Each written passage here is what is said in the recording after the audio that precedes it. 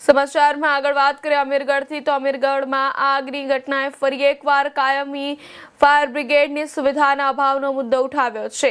Iqbalgadh highway પર આવેલી જય ભારત ટ્રેડિંગ નામની દુકાનમાં શોર્ટ સર્કિટના કારણે ભીષણ આગ લાગી હતી।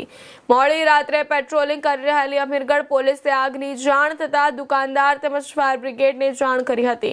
અમીરગઢથી આશરે 25 કિલોમીટર દૂર પાલનપુરથી ફાયર બ્રિગેડ પહોંચે ત્યાં સુધી આગે વિકરાળ સ્વરૂપ ધારણ કરી લીધું હતું અને દુકાનમાં રહેલો મોટા ભાગનો સામાન બળીને ખાખ થઈ ગયો હતો। ઘટનાની જાણ થતાં મોટી સંખ્યામાં લોકો પણ સ્થળ પર ઉમટી પડ્યા હતા। ફાયર બ્રિગેડના જવાનોએ અંદાજે 1 કલાકની ભારે જહેમત બાદ આગ પર કાબુ મેળવ્યો હતો।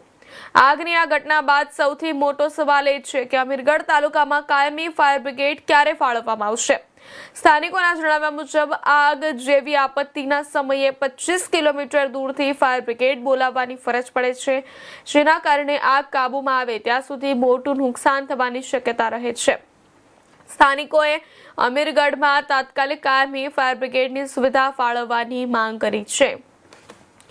મહત્વના સમાચાર જણાવી દે અમીરગઢથી અમીરગઢમાં દુકાનમાં શોર્ટ સર્કિટથી ભીષણ આગની ઘટના બનવા પામી હતી। પાલનપુરથી 25 કિલોમીટર દૂરથી ફાયર બ્રિગેડ બોલાવાઈ।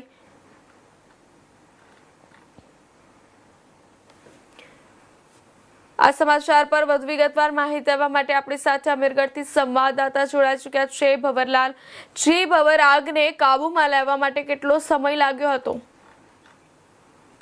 જી પ્રેરણા, હવે અમીરગઢ તાલુકાની વાત કરવામાં આવે તો અમીરગઢ તાલુકામાં પહેલે તો દ્રષ્ટિએ જોવામાં આવે તો ફાયર વિભાગની સુવિધા જ નથી, જેને લઈને આગની ઘટનાઓ બને છે ત્યારે પાલનપુરથી ફાયર વિભાગની સુવિધા મેળવવી પડે છે, જેને લઈને કેટલુંક નુકસાન થતું હોય છે।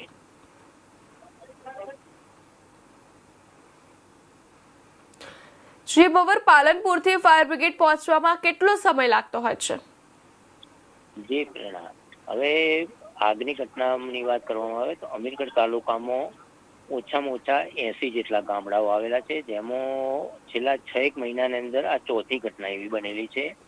જેમાં ચોથી ઘટના બની ત્યારે જ્યારે ઘટનાઓ બનતી હોય છે તેમજ તે ઉપરાંત ખાસ વાત એ છે કે નેશનલ હાઈવે 4 લેન છે, 4 લેન હાઈવે ઉપર પણ આવી ઘટનાઓ બનતી હોય છે વાહનોની અંદર, પરંતુ ફાયર વિભાગની સુવિધા ન હોવાના કારણે સ્થાનિક વહીવટીતંત્ર પહોંચી જાય છે, પણ ફાયર વિભાગ વગર એ પણ કામ કરી શકતું નથી।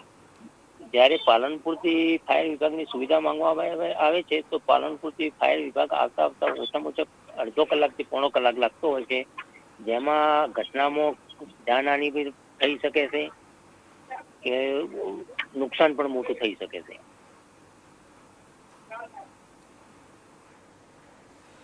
જી ભવર, ધન્યવાદ માહિતી બદલ।